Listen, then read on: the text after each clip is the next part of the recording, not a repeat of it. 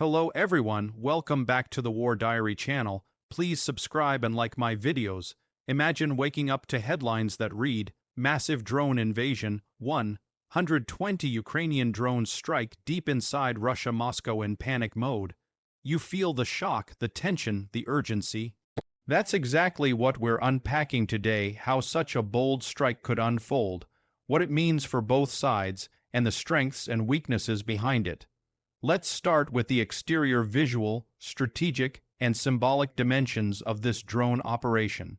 Picture a swarm, 120 drones launched across a wide front, streaming like a digital arrow across Russian airspace. From the outside, this looks like a coordinated aerial assault, drones flying low to avoid radar, splitting formation to confuse air defense, turning in unexpectedly. The sheer scale is a message in itself. Russia's defenses are being challenged not just on the front lines, but deep inside its territory. On radar screens, this operation would appear as dozens of blips moving in concert, possibly timed so multiple drones arrive at different targets simultaneously. Some will hit military depots, fuel infrastructure, transport hubs. Others may serve as decoys or reconnaissance probes, probing the anti-air systems. The external spectacle is one of pressure, surprise, and psychological impact, a demonstration that no zone is completely safe. From performance, we evaluate range, endurance, payload, control systems, stealth, and swarm coordination. A fleet of 120 implies these are not simple hobby drones, these are semi-autonomous or fully autonomous attack drones or loitering munitions. To strike deep inside Russia, they need extended range, likely hundreds of kilometers, possibly up to 10 km or more, depending on staging points or relay systems. Their endurance must sustain long flights with GPS, inertial guidance, maybe satellite link. Payload capacity might vary. Some carry small explosives or fragmentation charges, others carry sensors, jammers, or electronic warfare packages. Their flight profiles would probably include low-altitude cruising, terrain masking, or zigzag maneuvers to evade radar detection. The performance is only believable if they have robust guidance, decent speed, perhaps tens to low hundreds of km/h, and redundancy in navigation systems to survive jamming or interference. Swarm algorithms, the ability to coordinate among themselves, avoid collisions, shift trajectories dynamically, are critical. The most effective drones may also use target acquisition, onboard camera, infrared, LiDAR to home in on high AL/U nodes or shift target points mid-flight based on real-time data. The interior, meaning internal systems, is shorter but no less important. Inside each drone, you'd expect a compact but powerful battery or fuel cell, lightweight composite frame, avionics suite with navigation GPS INS, a communications link, possibly encrypted radio, satellite uplink, sensors, camera, infrared, radar, altimeter, and the warhead or instrument pod. Also redundancy circuits, self-diagnostic capabilities, fail-safe return or self-destruct commands to avoid capture. It's minimalist but optimized for combat mission.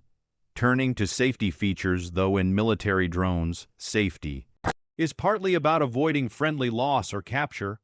Among safety or defensive design aspects, we might see self-destruct or scorch the electronics, commands if intercepted, preventing reverse engineering, encryption, anti-jamming in communications and navigation to resist electronic warfare, redundant control systems so that if one link fails, backup guidance can take over, safe return, base or abort protocols if sensors detect anti-aircraft threat or course deviation. Collision avoidance logic within the swarm to prevent friendly collisions, especially in dense formations. Low observable features, radar, absorbing materials, small radar cross-sections, minimal heat signature, perhaps even decoy flare systems for drones with propulsion. Modular payloads so that non-lethal reconnaissance drones within the swarm reduce risk of revealing all capabilities until attack drones commit. What are the unique selling points of this 120 drone invasion concept? What makes it compelling, daring, and novel? Scale and density, 120 craft, large enough to overwhelm layered air defenses, saturate radars, force resource allocation across wide zones.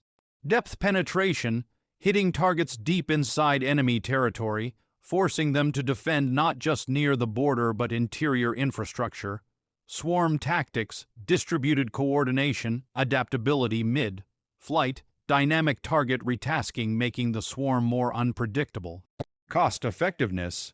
Each individual drone may cost much less than a missile or aircraft sortie, yet collectively deliver massive disruption. Psychological effect. Fear, confusion, panic in cities and command centers, forcing reaction, stretching defenses. Flexibility, different payloads in same wave surveillance, jamming, decoys, attacks enabling combined operations, dispersed launch. These could be launched from hidden airfields, mobile units, or converted civilian systems, making detection of launch sites harder. Rapid saturation. The wave arrives almost simultaneously, leaving little time for sequential defense responses. Signal denial, intelligence, harassment. Beyond destruction, drones can jam, surveil, and degrade command resilience. As for price, estimating in war terms, suppose each drone costs tens of thousands to a few $100,000, depending on sophistication. A simpler attack/recon drone might cost you $20,000 to $50,000. More advanced ones with AI guidance or stealth enhancements might cost $100,000 to $300,000 or more. At 120 units, that's on the order of $4 million to $36 million or more in total investment, far cheaper than deploying manned aircraft or ballistic missiles of similar impact. But we also need support systems, ground control stations, relay stations, logistics, maintenance, spare parts.